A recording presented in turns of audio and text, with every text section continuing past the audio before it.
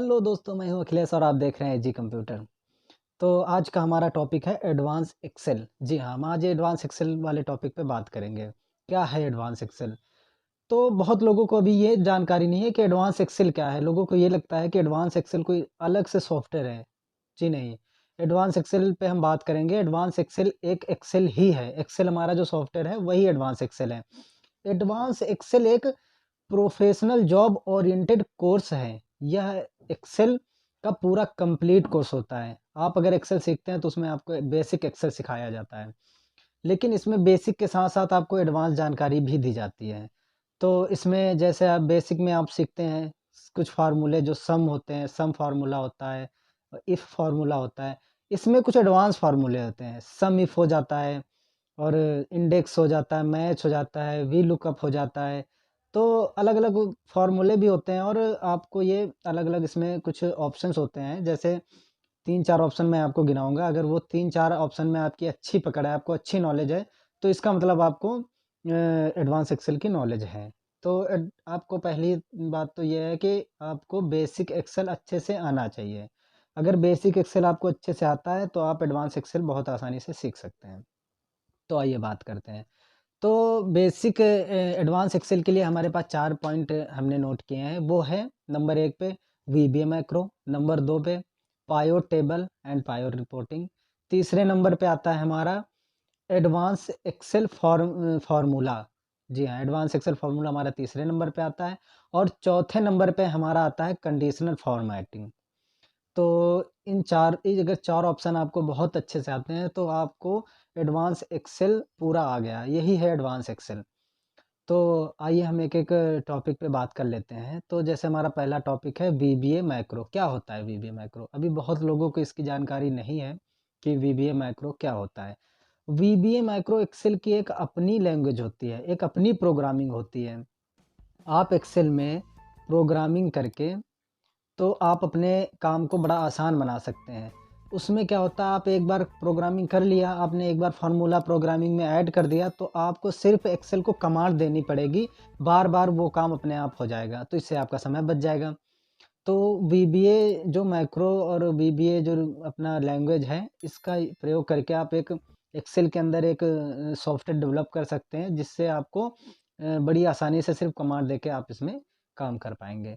तो दूसरा ऑप्शन है हमारा पायोट टेबल एंड पायोट रिपोर्टिंग। अच्छा, पायोट टेबल और पायोट रिपोर्टिंग इसलिए होता है, वो भी उसकी अगर अच्छी नॉलेज है आपको, तो किसी भी कंपनी का जो डेली रिपोर्टिंग निकलती है, मंथली रिपोर्टिंग निकलती है, वीकली रिपोर्टिंग निकलती है और भी डेटा को एनालाइज़ किया जाता है इसमें, तो वो हमारा पायोट टेबल के अंतर्गत आता है।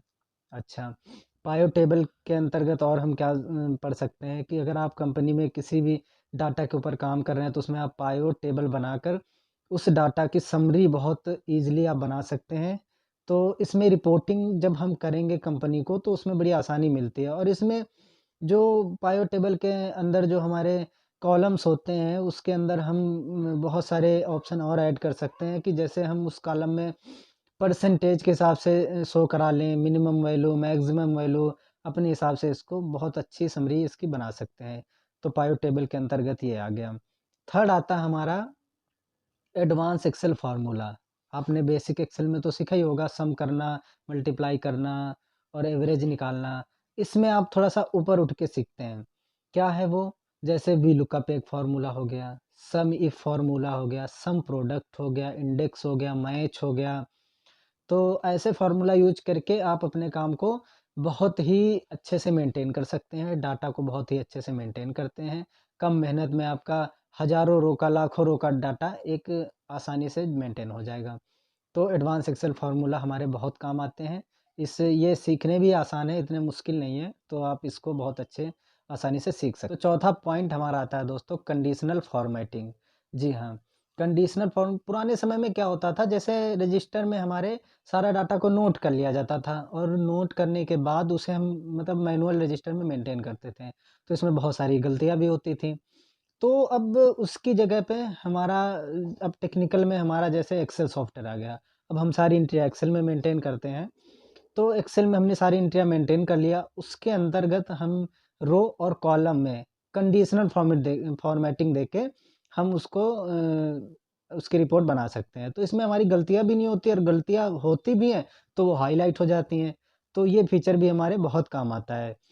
तो कंडीशनल फॉर्मेटिंग आप समझ गए होंगे क्या होता है। तो ये जो 4 पॉइंट है हमारे VBA macro, pivot table, pivot reporting, advance excel formula, conditional formatting, ये चारों अगर आपको आते हैं तो आपको एडवांस एक्सेल आता है अच्छे से।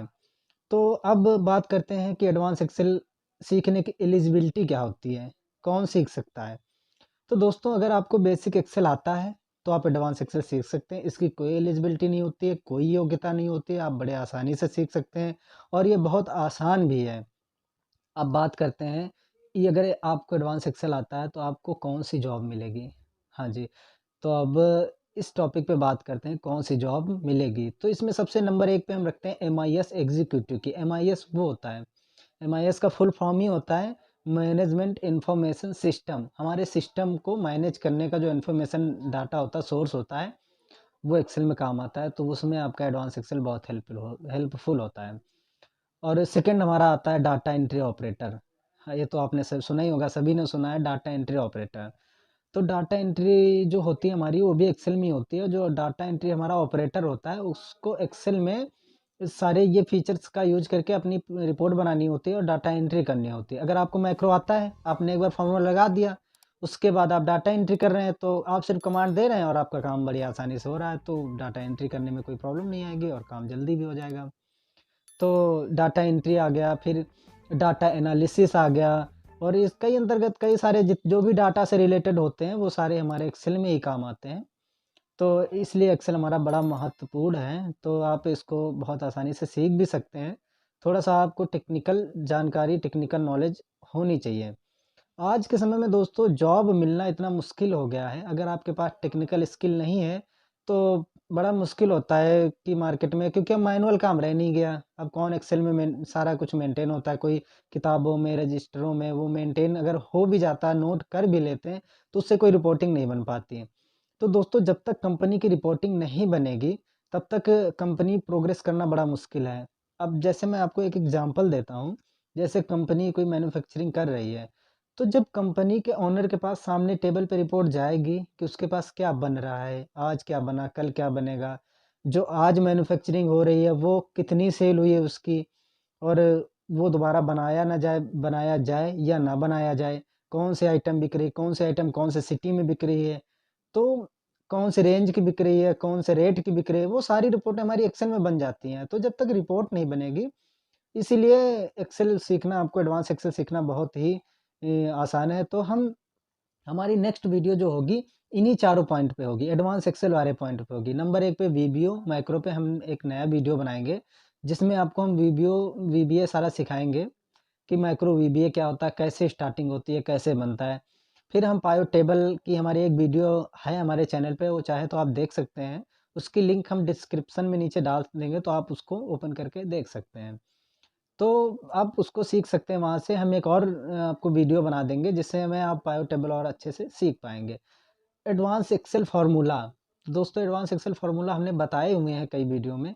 हम फिर से वीडियो बनाएँगे जिसमें हम आपको एक-एक फ़ॉर्मूला अलग-अलग यूज़ करके कई तरह से कैसे यूज़ होता है वो हम आपको बना के दिखाएँगे। और रहता हमारा लास्ट पॉइंट कंडीशनल फ़ॉर्मेटिंग।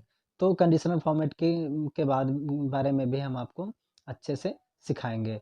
तो आज का टॉपिक यहीं से क्लोज़ करते हैं, मिलते हैं हम अगली वीडियो में। अगर आपको वीडियो दोस्तों पसंद आए तो प्लीज़ लाइक करना और हमारे